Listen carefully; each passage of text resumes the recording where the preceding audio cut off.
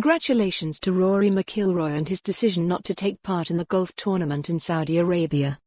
We are all familiar with the vast amounts of money on offer in Saudi Arabia for those taking part in its sporting events, as it tries desperately to pretend that it is a normal country and not a vicious dictatorship. In addition to its recent assassination of the journalist Khoshoggi and the mass executions of dissidents, its imprisonment of women who don't want to wear strict Islamic dress, we have the example of people like Ali al-Nimr, who will be marking his 6th consecutive birthday on Saudi Arabia's death row on December 20th. He'll be 25 years old.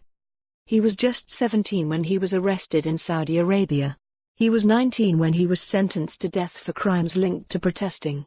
Ali is trapped on death row without any friends or family. Ali was a child when he was tortured and forced to sign a false confession. He was denied access to the evidence against him throughout his trial. He was not even informed of the charges until halfway through the proceedings. His forced confession was the only evidence brought against him. And that's how he was sentenced to death. What's worse is that Ali's final appeal was held in secret, without his knowledge. Now, he could be executed at any time. No decent person should have anything to do with this evil country. B. McKenna. Dumbarton. During Indy 1 we were warned that if we dared go independent we'd be booted out of the EU.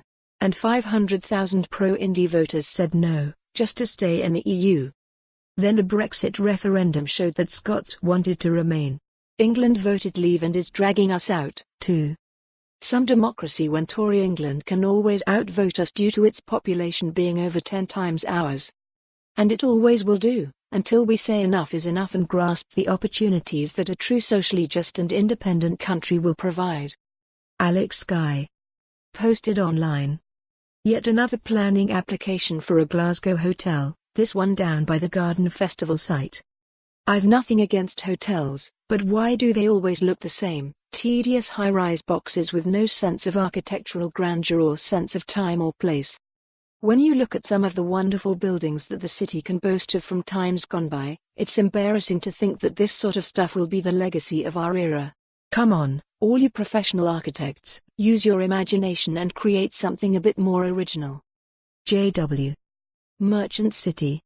Shock, horror. Richer people who are better educated look after themselves better than people from poorer areas. Glasgow's life expectancy gap, December 13. People in richer areas are most often, 1. Better educated and will know the difference between health and unhealthy foods, 2. More likely to exercise and, 3. Most likely. For more on this story, visit the news article link.